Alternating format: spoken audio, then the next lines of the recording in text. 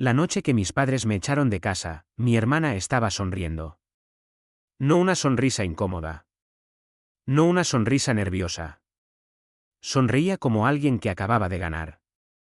Yo tenía todavía la toga del graduado tirada en el asiento trasero del coche cuando mi padre me dijo que ya era hora de hacerme hombre. Así, literal. Ni siquiera me dejaron entrar a cenar después de la ceremonia. Mi madre evitaba mirarme a los ojos. Mi hermana sí me miraba. Y disfrutaba cada segundo. Ella dijo que yo había vivido demasiado cómodo. Que ya era hora de sufrir un poco como todo hombre de verdad. Y lo peor, mis padres le hicieron caso. Esa misma noche terminé durmiendo en mi coche, aparcado detrás de una gasolinera, con el móvil al 12% y 20 euros en la cartera. Y honestamente, durante años pensé que lo peor había sido dormir en el coche. Hasta que descubrí por qué mi hermana quería deshacerse de mí tan desesperadamente. Porque no era solo envidia. Ella estaba escondiendo algo muchísimo peor. Mi hermana, Lucía, siempre fue la favorita. Desde pequeños era exageradamente obvio. Si ella rompía algo, yo tenía la culpa por provocarla. Si yo sacaba buenas notas, mis padres preguntaban por qué no eran mejores. Pero cuando ella aprobaba raspando, hacían una fiesta. Aún así, yo la quería. Eso es lo más estúpido de toda esta historia. Porque mientras yo trabajaba y estudiaba al mismo tiempo para pagarme la universidad, ella se dedicaba a salir, viajar y subir fotos fingiendo una vida perfecta. Y mis padres financiaban todo. El día de mi graduación fue raro desde el principio. Notaba tensión. Mi madre apenas hablaba. Mi padre estaba seco conmigo. Y Lucía tenía esa cara de persona que sabe algo que tú no sabes. Después de la ceremonia fuimos a casa. Yo pensé que íbamos a celebrar. En cambio, mi padre me pidió sentarme en la cocina. Me dijo que ya tenía 22 años. Que un hombre tenía que aprender a sobrevivir solo. Yo le respondí que estaba buscando trabajo estable, que solo necesitaba unos meses para ahorrar. Entonces Lucía se metió en la conversación. Ella dijo que yo me estaba acomodando. Que seguro iba a quedarme años viviendo con ellos como un parásito. Parásito. Esa palabra me atravesó el pecho. Yo me quedé mirándola porque literalmente llevaba años trabajando mientras estudiaba. Ella nunca había trabajado ni un solo día. Le pregunté de dónde salía todo eso. Y ella respondió algo que jamás voy a olvidar. Ella dijo que los hombres débiles siempre ponen excusas. Mi padre asintió. Así de simple. Asintió. Y luego me dijo que tenía una semana para irme. Pero eso tampoco fue verdad.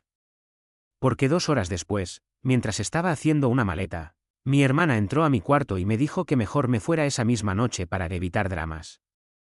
Y ahí entendí algo horrible. Todo esto ya estaba planeado. Desde antes de mi graduación. Yo le pregunté directamente cuánto tiempo llevaba convenciéndolos. Y ella sonrió. Sonrió.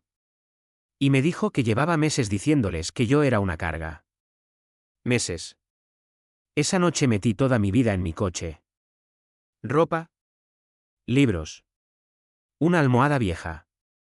El portátil. Y me fui sin que nadie me ayudara. Ni siquiera salieron a despedirse. Excepto Lucía. Ella salió solo para decirme algo desde la puerta. Dijo que algún día le agradecería esto. Y juro por Dios, 10 años después, cuando vino llorando a pedirme ayuda, lo primero que recordé fue esa sonrisa. Dormir en el coche no fue lo más duro. Lo más duro fue despertar al primer día de trabajo sin saber si todo eso era real o si simplemente mi vida se había roto para siempre. Recuerdo el frío en el parabrisas. Recuerdo mirar el techo del coche y pensar que nadie iba a venir a salvarme. Nadie. Ni mi madre. Ni mi padre. Ni mi hermana. Ese mismo día conseguí un trabajo en un almacén. Turnos de noche. Cargar cajas. Sangrar en las manos sin que a nadie le importara. Y por el día trabajaba repartiendo comida. Dormía cuando podía. A veces 2 horas. A veces en el coche entre un trabajo y otro. Al principio pensaba que era temporal. Que alguien en mi familia iba a llamar. Pero los días pasaban y el silencio era absoluto. Ni un mensaje. Ni una llamada. Nada. Y eso dolía más que el hambre. Una noche, después de 12 horas de trabajo, me senté en el asiento del coche y me puse a reír sin razón. No era felicidad. Era desesperación pura. Porque entendí algo. Para ellos yo ya no existía. Pasaron los meses y empecé a cambiar. No por elección. Por necesidad. Aprendí a dormir en cualquier sitio. Aprendí a comer lo más barato. Aprendí a no esperar nada de nadie. Y lo más importante. Aprendí a no pensar en mi familia. O al menos a intentarlo. Pero había algo que nunca se me iba de la cabeza. La sonrisa de mi hermana. Esa sonrisa que parecía decir que yo merecía todo eso. Un día, en el trabajo del almacén, conocí a un tipo mayor que yo. Se llamaba Marcos. Él también vivía en su coche. Pero llevaba años así. Me dijo algo que me marcó. Me dijo que la familia no siempre es sangre. A veces es una excusa para destruirte sin consecuencias. Yo no le respondí. Pero lo escuché. Y esa noche hice algo diferente. Empecé a ahorrar cada céntimo. Cada euro. No importaba cuánto doliera. Pasaron 2 años así. 2 años sin casa. Sin estabilidad. Solo trabajo y silencio. Hasta que un día algo cambió. En el reparto conocí a una mujer que trabajaba en logística. Me vio cargando paquetes y me preguntó si siempre estaba así de cansado. Le dije que sí. Se rió. Pero no de mí. Se rió con respeto. Me dijo que yo tenía cara de alguien que estaba sobreviviendo a algo grande. Ese día me dio un contacto. Una oportunidad de entrar en una empresa de logística de verdad. No era mucho al principio. Pero era estable. Por primera vez en años dejé el coche como dormitorio principal. Y alquilé una habitación pequeña. Muy pequeña. Pero tenía puerta. Tenía llave. Y eso para mí ya era lujo.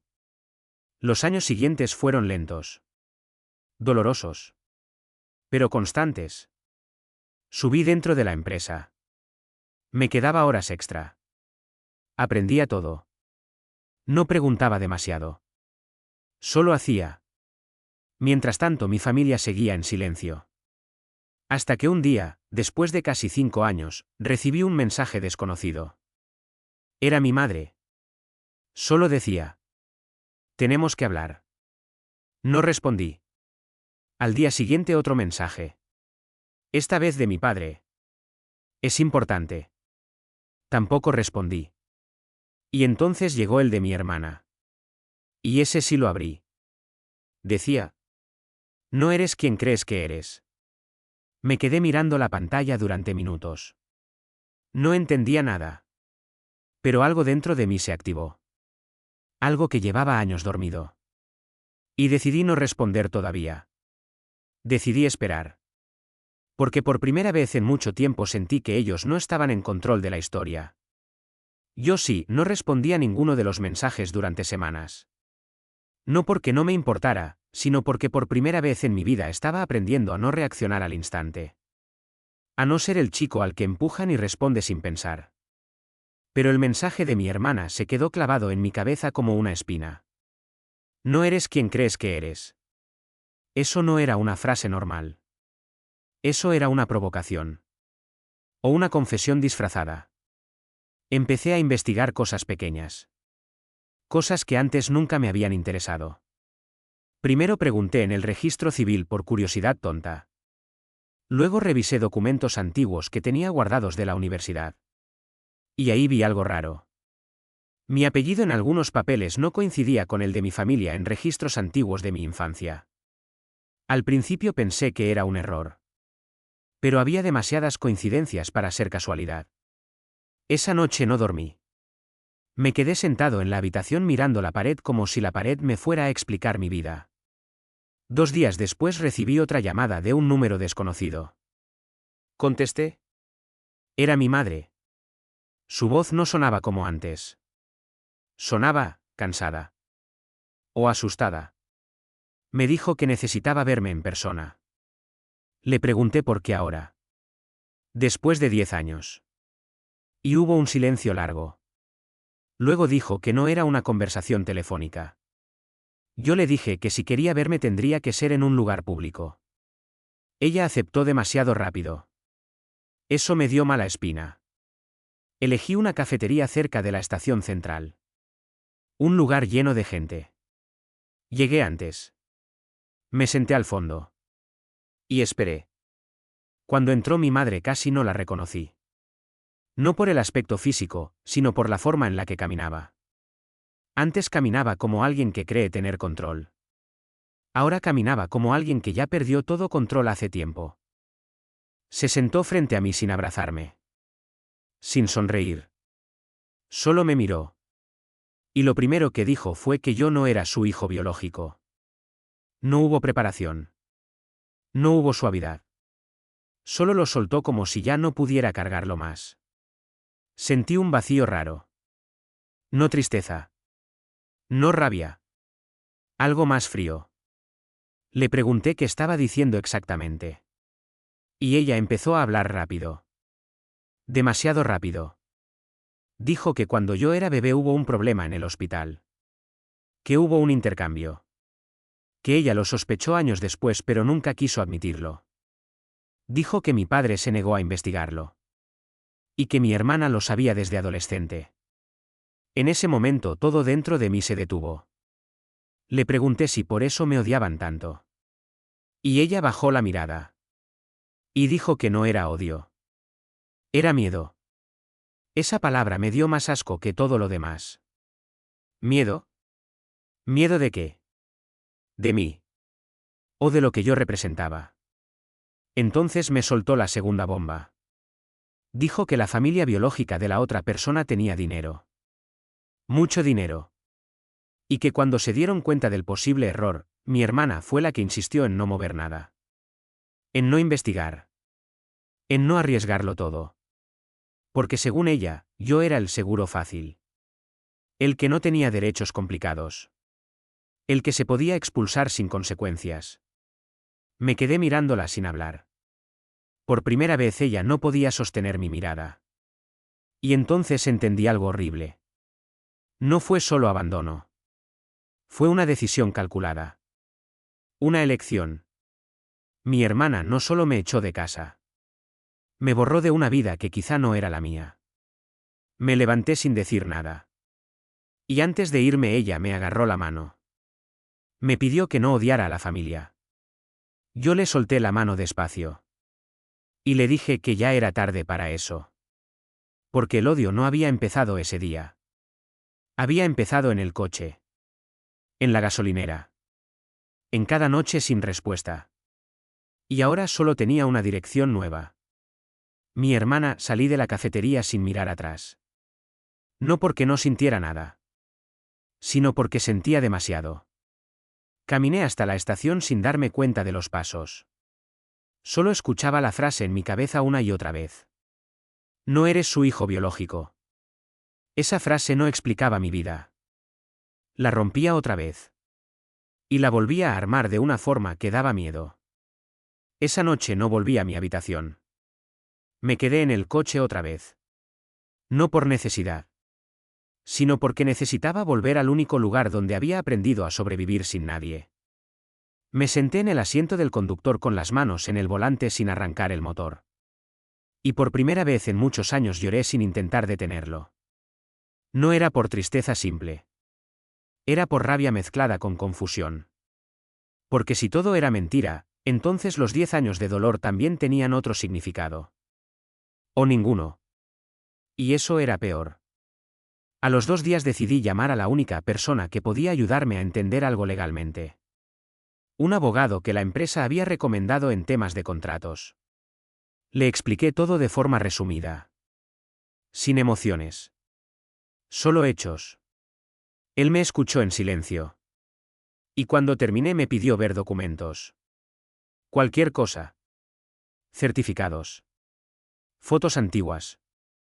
Registros. Empecé a recopilar todo como un loco. Y cada papel abría más preguntas. No había consistencia en mi infancia. Fechas vagas. Registros incompletos. Historias que no encajaban entre sí. El abogado me dijo algo claro después de una semana. Me dijo que esto no parecía un error simple.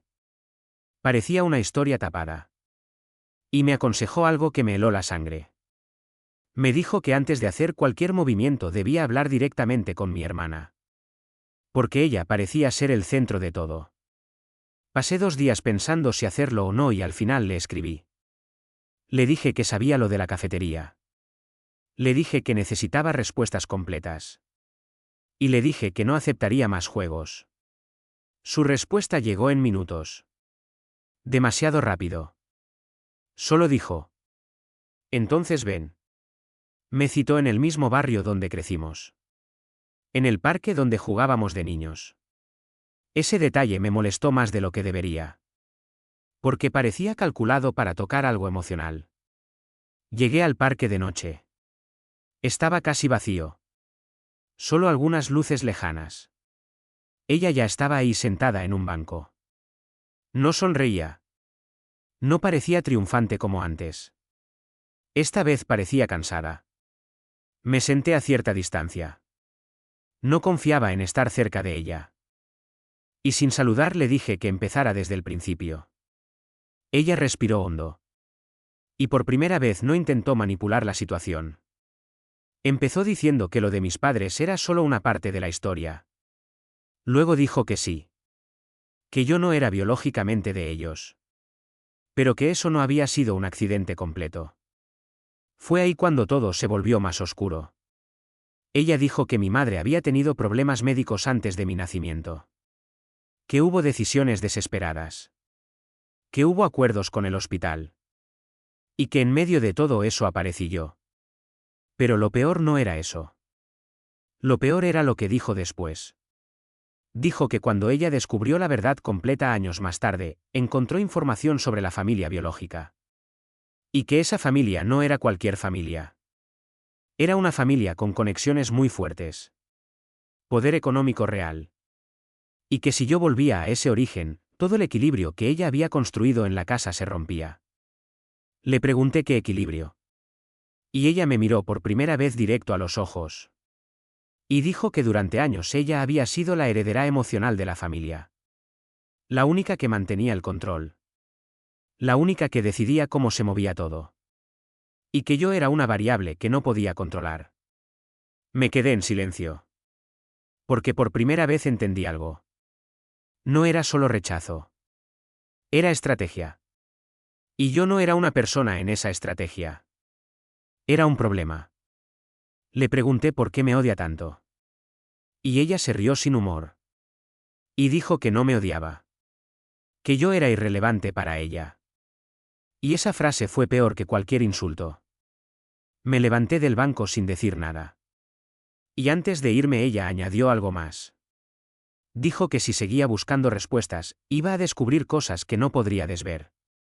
Y que la próxima vez que nos viéramos quizá no sería por elección mía. Me fui del parque sin correr. Pero por dentro algo ya estaba cambiando. Porque ahora no era solo una historia de abandono. Era una historia de control. Y yo acababa de salir del control de ella. Sin que ella lo supiera todavía, esa noche no dormí en absoluto. No por miedo a su amenaza directa, sino porque por primera vez entendí que mi vida había sido manipulada como una pieza en un tablero que yo nunca vi. Me quedé en el coche mirando el techo otra vez, pero ya no era el mismo coche de hace 10 años. Era otro lugar. Otro nivel de vida. Tenía dinero ahora. Tenía estabilidad. Pero por dentro seguía siendo el mismo chico expulsado de casa sin explicación real. Y eso no desaparece con salario. Al amanecer tomé una decisión. No iba a huir otra vez. Esta vez iba a ir hasta el final. Contacté al abogado y le pedí que investigara directamente el hospital donde supuestamente nací. Le di todos los datos que tenía. Él me advirtió que este tipo de casos podían ser delicados. Que algunas cosas podían no ser accesibles. Pero le dije que no me importaba. Que necesitaba verdad, no comodidad. Pasaron días sin respuesta. Mientras tanto empecé a observar a mi familia desde otra perspectiva. No como víctimas de mi historia, sino como actores. Cada uno con un papel. Mi madre como la que ocultaba. Mi padre como el que obedecía sin cuestionar. Y mi hermana como la que dirigía todo sin ensuciarse las manos. Esa idea me daba asco. Pero encajaba demasiado bien. Una tarde recibí una llamada del abogado. Me pidió que fuera a su oficina en persona. Cuando llegué me vi sentado frente a una carpeta cerrada. Él no hablaba al principio. Solo me miraba con cara seria. Luego abrió la carpeta y me dijo que había encontrado inconsistencias graves en los registros del hospital. Que había un periodo de tiempo donde los archivos no coincidían con las bases de datos oficiales. Y que había un caso sin resolver de intercambio de recién nacidos que nunca fue cerrado públicamente. Sentí un frío en el estómago. Pero lo peor vino después. Él me mostró un nombre. Un posible nombre de familia biológica. Y cuando lo leí sentí algo extraño. No reconocimiento. Sino vacío. Como si ese nombre debería significar algo, pero no significaba nada todavía. Le pregunté qué tenía que ver mi hermana con todo eso. Y él me dijo que había encontrado una conexión indirecta. Transacciones legales antiguas. Movimientos de documentos. Intervenciones familiares en procesos administrativos. Nada completamente ilegal en apariencia. Pero demasiado coordinado para ser casualidad. Salí de la oficina con la cabeza explotando. Esa noche conduje sin rumbo por la ciudad. Y por primera vez pensé algo peligroso. Pensé que mi hermana no solo me había expulsado. Me había usado. Como una pieza descartable. Y ahora que el tablero cambiaba, ella empezaba a perder control. 2 días después ella me llamó. No mensaje. Llamada directa. Contesté. Y su voz sonaba distinta. Menos segura. Me dijo que sabía que estaba investigando. Me dijo que parara. Y cuando le pregunté por qué, ella se quedó en silencio unos segundos. Luego dijo algo que me heló más que todo lo anterior. Dijo que no era seguro seguir removiendo eso. Le pregunté seguro para quién. Y ella respondió sin dudar. Para ti. Esa palabra para ti no sonaba a protección. Sonaba a advertencia. Le dije que ya era tarde para advertencias. Y entonces ella cambió el tono. Se volvió fría otra vez. Y me dijo que si seguía, iba a abrir una puerta que no podría cerrar. Y que no solo yo iba a sufrir las consecuencias. Ahí entendí que ya no estaba hablando solo de familia. Estaba hablando de algo más grande. Colgué sin responder. Y esa misma noche tomé la decisión que cambió todo el rumbo. Iba a encontrar a la familia biológica. No por pertenencia. No por identidad. Sino porque alguien había jugado con mi vida desde antes de que pudiera hablar. Y ahora iba a mirarles a la cara a todos los que habían decidido qué tipo de persona iba a ser yo sin preguntarme nada. Pasé los siguientes días como si estuviera dentro de una misión que ya no podía detener. El abogado consiguió un contacto asociado al nombre que había aparecido en los registros. No era una dirección exacta, pero sí una pista sólida. Una empresa. Un apellido. Y una ciudad diferente a la mía. Cuando lo vi por primera vez no sentí emoción. Sentí tensión. Como si estuviera acercándome a algo que llevaba años evitándome a mí mismo. No le dije nada a nadie. Ni siquiera a la empresa donde trabajaba. Pedí unos días libres y conduje hasta allí sin explicaciones. Durante el camino no escuché música. No hablaba. Solo pensaba en la frase de mi hermana. Para ti no es seguro. Esa frase se repetía como una alarma constante. Llegué a la ciudad por la tarde. Era más fría que la mía. Más silenciosa. Me alojé en un hotel barato y esa noche apenas dormí. Al día siguiente fui directamente a la dirección de la empresa que había salido en los documentos. Me quedé de pie frente al edificio durante varios minutos sin entrar. Porque en mi cabeza había una idea absurda. Que al cruzar esa puerta mi vida cambiaría otra vez de forma irreversible. Finalmente entré. Pedí información con un nombre falso. Dije que buscaba una reunión. La recepcionista me miró con calma y me pidió esperar. Media hora después un hombre apareció. Bien vestido. ¿Tranquilo? Demasiado tranquilo. Me llevó a una sala pequeña. Me preguntó qué necesitaba. Y yo le dije directamente el nombre de la familia biológica que el abogado había encontrado. En ese momento su expresión cambió ligeramente. No mucho. Pero suficiente. Me preguntó quién era yo. Y yo respondí la verdad sin adornos. Le dije que sospechaba que podía ser parte de esa familia. El silencio que siguió fue pesado. Él no negó nada. Solo pidió tiempo. Salió de la sala. Y me dejó solo. 10 minutos después volvió con un dossier. Lo dejó sobre la mesa sin hablar. Y dijo que no debía estar allí. Abrí el dossier con las manos temblando. Dentro había información. Nombres. Fechas. Fotos antiguas. Y en una de esas fotos estaba yo. De niño. Pero no con mi familia. Sino con otra pareja. El mundo no se rompió en ese momento. Se ralentizó. Sentí como si todo el ruido desapareciera. Le pregunté al hombre qué significaba eso. Y él me dijo que había una investigación antigua sobre un intercambio hospitalario confirmado parcialmente, pero nunca cerrado públicamente por razones legales y de reputación. Me dijo que esa familia había intentado buscarme durante años. Pero que alguien había bloqueado el proceso desde dentro. Le pregunté quién. Y él no respondió directamente. Solo dijo que había influencias familiares externas en el caso. Y en ese instante supe que el alguien era mi hermana. Salí del edificio sin despedirme. Caminé por la calle sin dirección. Y lo único que podía pensar era que mi vida no había sido abandonada. Había sido retenida. Oculta. Controlada. Esa noche recibí un mensaje de mi hermana. Solo uno. Decía. Te dije que pararas. Y ahí entendí que ella ya sabía exactamente dónde estaba. No cómo. No cuándo. Pero lo sabía. Sentí por primera vez que no estaba persiguiendo la verdad. La verdad me estaba alcanzando a mí también. Y no venía sola, me quedé en el hotel con la luz apagada durante horas mirando ese mensaje de mi hermana. Te dije que pararas. Ya no sonaba como una advertencia emocional. Sonaba como control. Como alguien que está acostumbrado a que las cosas le obedezcan.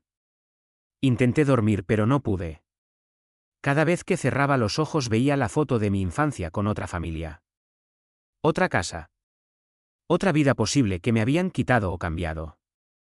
A la mañana siguiente el abogado me llamó antes de que yo pudiera hacerlo. Su voz era más tensa que antes. Me dijo que alguien había preguntado por mí. En la empresa donde trabajo. Alguien con mi apellido antiguo. Eso no era coincidencia. Eso era seguimiento. Me quedé en silencio. Y él me dijo algo más grave. Me dijo que el expediente que habíamos revisado había sido solicitado oficialmente para revisión externa. Y eso solo pasaba cuando alguien con poder estaba moviendo cosas desde arriba. Colgué sin responder demasiado. Sentí algo nuevo. No miedo simple. Sino la sensación de estar entrando en algo que ya no podía controlar solo con voluntad. Decidí moverme rápido. Fui a la dirección de la familia biológica otra vez.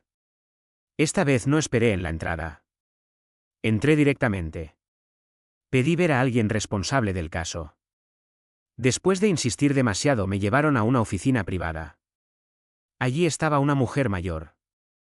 Me miró como si ya supiera quién era yo. Antes de que pudiera hablar me dijo mi nombre completo. El real. El que no había usado nunca de forma consciente. Me quedé helado. Ella dijo que habían esperado este momento durante años. Que mi desaparición administrativa no había sido casualidad. Que alguien había detenido el proceso de búsqueda cuando yo era niño. Le pregunté quién. Y ella dudó. Pero al final lo dijo. Dijo que una persona de mi entorno familiar actual había intervenido directamente en el proceso legal inicial. No mencionó el nombre de mi hermana. Pero no hizo falta. Todo encajaba. La mujer me mostró documentos. Correos antiguos. Solicitudes rechazadas. Firmas que bloqueaban la investigación. Y en varias de ellas aparecía una autorización indirecta ligada a la estructura familiar donde crecí. Sentí rabia. Pero también algo más frío. Claridad. Porque ahora ya no era confusión. Era patrón. Alguien había construido mi vida como una versión cerrada. Sin salida. Sin preguntas. Salí de allí con la cabeza ardiendo. Y esa misma tarde tomé la decisión de confrontarla directamente. Le escribí a mi hermana diciendo que sabía todo. Que estaba en la ciudad. Y que ya no había forma de evitar la conversación. Su respuesta llegó rápido otra vez. Demasiado rápido. Solo dijo, ven sola. Esa frase me dio más asco que miedo. Porque implicaba que todavía creía tener control sobre cómo debía presentarme ante ella. Acepté. No por obediencia. Sino porque quería verla sin máscaras. Llegué al lugar que me indicó. Un edificio antiguo en una zona tranquila. Subí las escaleras sin prisa. Cuando abrí la puerta ella ya estaba allí de pie. No sonreía. No actuaba.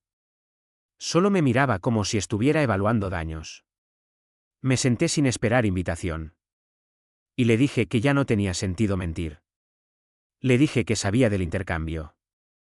De los bloqueos. De los documentos. Y de la familia biológica. Ella no negó nada. Eso fue lo más fuerte. Solo suspiró. Y dijo que finalmente había llegado demasiado lejos.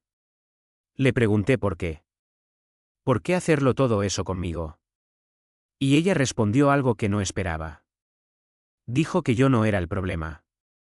Que el problema era lo que yo representaba para ella desde el principio.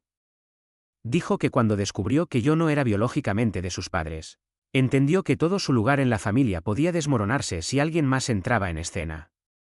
Y que yo era el elemento impredecible. El que podía romper su posición. Me quedé mirándola sin parpadear. Y le dije que arruinó 10 años de mi vida por miedo a perder su comodidad. Ella no negó eso tampoco. Solo dijo que en su mundo, la estabilidad siempre había sido más importante que la verdad. Y ahí entendí algo final. No era odio. No era accidente. Era decisión fría repetida durante años. Me levanté sin decir nada más. Y antes de salir ella dijo mi nombre por última vez. Pero esta vez no sonaba como autoridad. Sonaba como alguien que sabe que ya perdió. Y cuando cerré la puerta sentí que algo dentro de mí ya no pertenecía a la persona que había salido de aquella casa 10 años atrás. Porque ahora ya no estaba buscando respuestas. Ahora estaba decidiendo qué hacer con ellas. Salí del edificio sin mirar atrás. Pero esta vez no había vacío dentro de mí. Había algo más peligroso. Claridad. Durante años me habían empujado a sobrevivir. Luego a construir. Y ahora a entender. Pero entenderlo todo no trae paz. A veces solo trae dirección. Fui directo al hotel y por primera vez en días no revisé mensajes de mi hermana. No revisé nada. Solo pensé. Pensé en la mujer de la familia biológica. En los documentos. En las firmas. En el patrón completo. Y entendí algo simple. Si todo era cierto, entonces esto no era solo una historia familiar. Era un encubrimiento sostenido durante años. Y mi hermana no era una pieza pequeña. Era un eje. Al día siguiente contacté al abogado y le pedí que preparara todo. No más investigaciones sueltas. No más dudas. Quería un informe completo con todos los documentos organizados. Y también quería algo más. Quería abrir un proceso legal formal. Él me advirtió que esto podía destruir familias completas. Le dije que ya estaban destruidas desde antes de que yo supiera la verdad. Esa misma tarde recibí otra llamada. Era mi madre. No lloraba esta vez. Su voz era baja, casi apagada. Me pidió verme una última vez. Acepté. No por perdón, sino porque necesitaba cerrar el círculo con mis propios ojos. Nos encontramos en el mismo lugar de la cafetería. Esta vez no había tensión teatral. Solo cansancio. Ella me miró unos segundos y dijo que mi hermana había ido demasiado lejos. Que todo se había salido de control años atrás. Y que ella ya no sabía cómo detenerlo. Le pregunté por qué no habló antes. ¿Por qué dejó que todo esto ocurriera? Y ella respondió algo que no esperaba. Dijo que en esa casa nadie tomaba decisiones contra mi hermana. Solo la seguían. Me quedé en silencio. Porque eso explicaba todo sin justificar nada. Me levanté y le dije que lo único que quedaba ahora era la verdad completa. Sin filtros. Sin protección para nadie. Ella no intentó detenerme. Solo bajó la mirada. Esa fue la última vez que la vi. Días después el abogado avanzó con el caso. Se abrieron expedientes. Se revisaron archivos antiguos. Y el sistema empezó a moverse lentamente como una maquinaria que llevaba años oxidada. Mi hermana intentó contactarme varias veces. Luego dejó de hacerlo. No porque se resolviera nada, sino porque entendió que ya no había forma de controlar la narrativa. Y entonces llegó el último mensaje. No de ella. De la mujer de la familia biológica. Solo decía que si quería conocer el resto de la verdad, tenía que estar preparado para algo que no tenía que ver solo con pasado, sino con consecuencias presentes. No respondí de inmediato. Me quedé mirando el mensaje mucho tiempo. Porque por primera vez no se trataba de quién era yo. Se trataba de lo que iba a hacer con todo lo que me hicieron. Y entendí algo final. La venganza no siempre es gritar. A veces es simplemente dejar que la verdad salga completa. Sin que nadie pueda volver a enterrarla.